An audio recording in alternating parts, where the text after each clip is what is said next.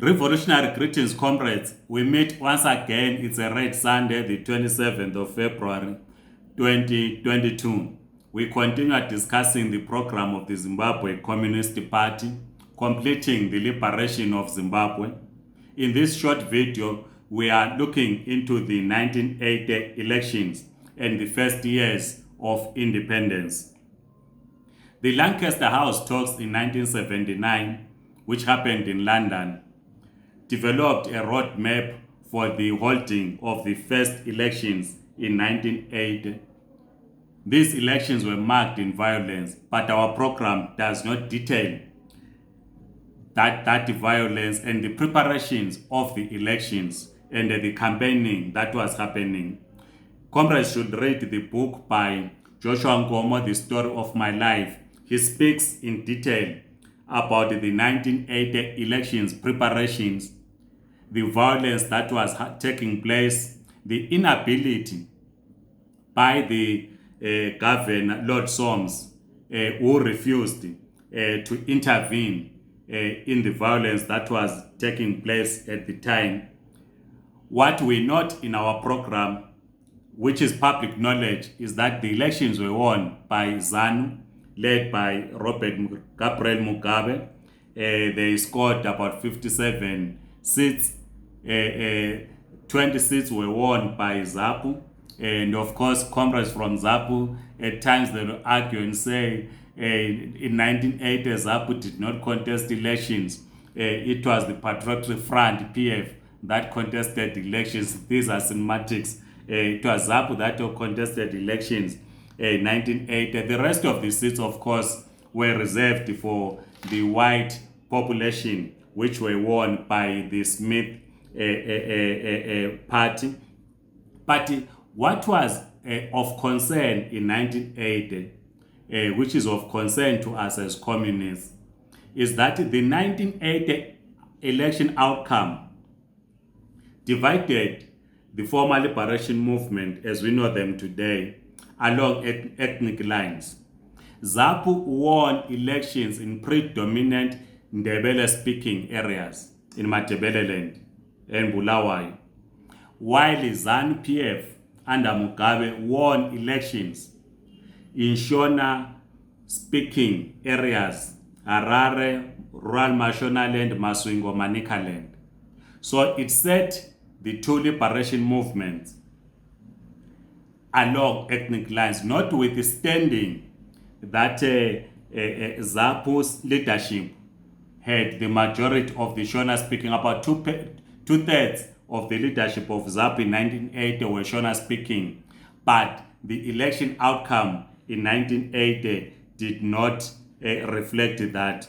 What is also important is the attitude of the Americans to the outcome of the 1980 elections.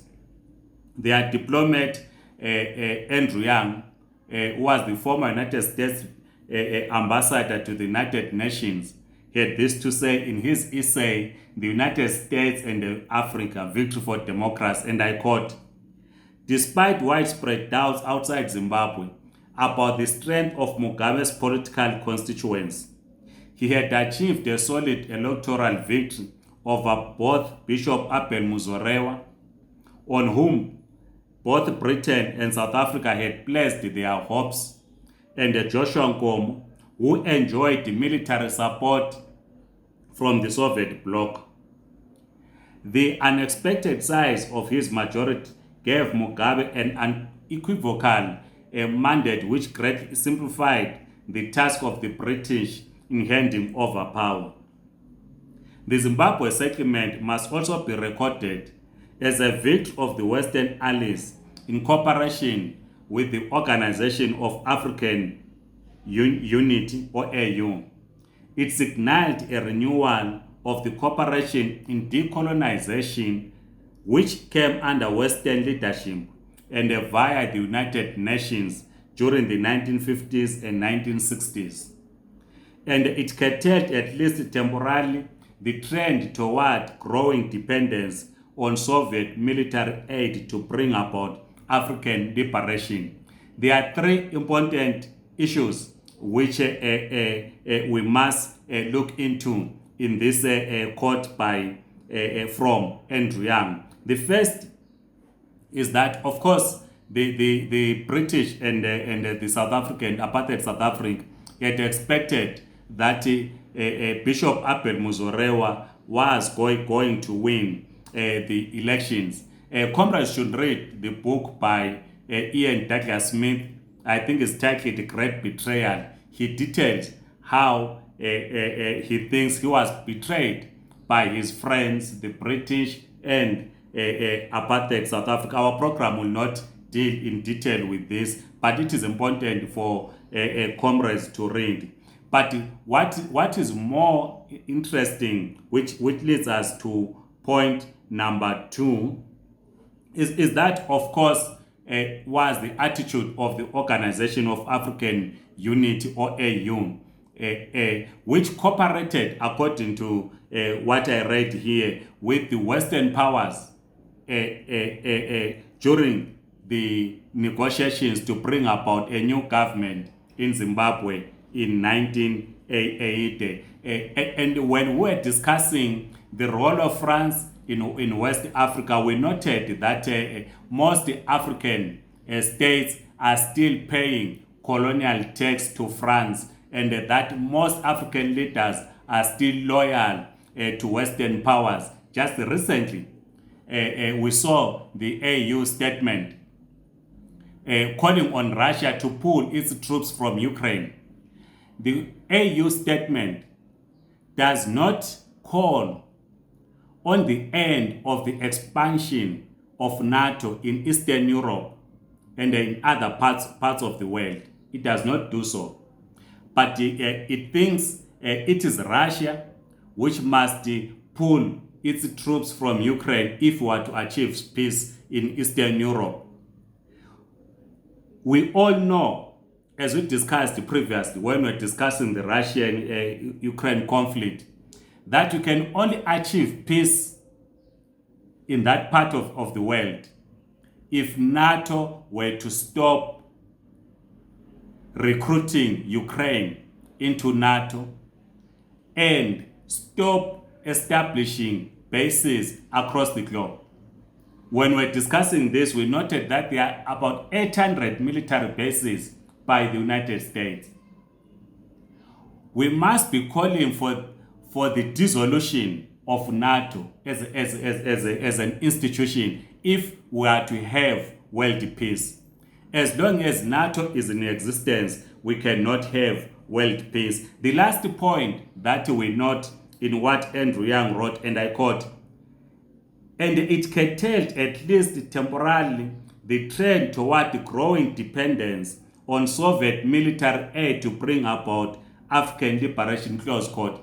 We discussed in previous videos that Capricorn Society, led by a British intelligence officer, was instrumental in dividing or in splitting the liberation movement in 1963. And they said that the split in the liberation movement in 1963 was not based along ethnic lines, as reflected by the results of 1980, but it was meant to curtail the influence of the Soviet Union. And the comrades will remember that it took time after our independence for the Soviet Union to establish an embassy in Harare, for a simple reason that the Soviet Union did not give support to ZANU and ZANDLA. So it had to struggle to open an embassy in Harare after the 1980 elections. As we move to conclusion, because we want this to be a short video, is that after the unilateral declaration of independence by Ian Smith and his friends in 1965, there were economic sanctions that were imposed by Britain. But what is important to note in our program, which we'll discuss as we move forward, discussing the plan for Zimbabwe, is that the Smith regime built an economy which was independent of Britain. And we argue in our program, as we'll demonstrate later, that we must build an economy that is independent from imperialist powers.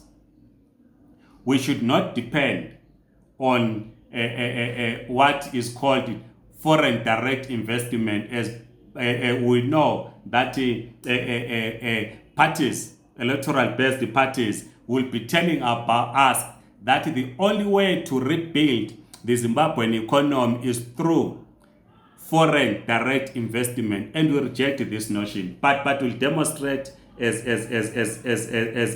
we continue. But it should also be noted that the 1980 independence in Zimbabwe, which of course we prefer to call it a majority rule, was marked by the beginning of the worldwide implementation of the neoliberal agenda of privatization and removal of controls from the banking system. This took off when Margaret Thatcher became British Prime Minister in 1979 and Ronald Reagan became US President in 1981. This trend was further deepened by the computer revolution, which facilitated the movement of money around the world and created the conditions whereby money was used to make more money rapidly and with only a loose relationship to actual production. This trend has led internationally to a few people becoming very rich in the midst of an increasing number of predatory wars started by the United States and its allies, and an increase in world poverty and human trafficking. These are the challenges that we are facing, as demonstrated by the attitude of United States and her friends, as we see what is happening in Eastern Europe, the invasion of Libya, their invasion in Iraq, and across the globe.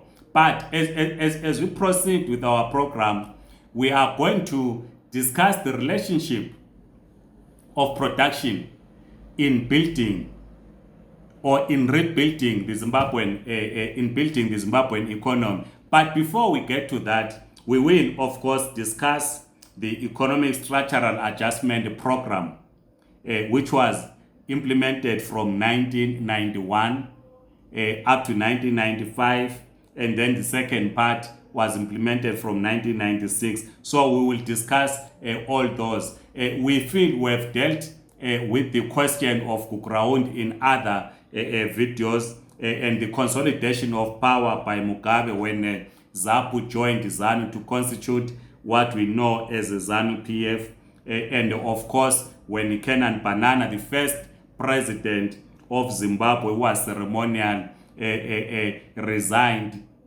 and Mugabe became executive president in 1988. All this was a consolidation of political power by Robert Mugabe. Please, as always, we appreciate your comments. Please write your comments. We want to hear your own experiences so that we continue having this discussion. As we said, that Red Sunday, we share ideas. So we expect that comrades will share their own experiences because some comrades participated in the armed struggle. Some comrades were there in 1980 when we attained our political independence. Otherwise, comrades, please subscribe to this YouTube channel, and we thank all of you who continue to subscribe. Otherwise, comrades, have a great day. Amandla. Goodbye.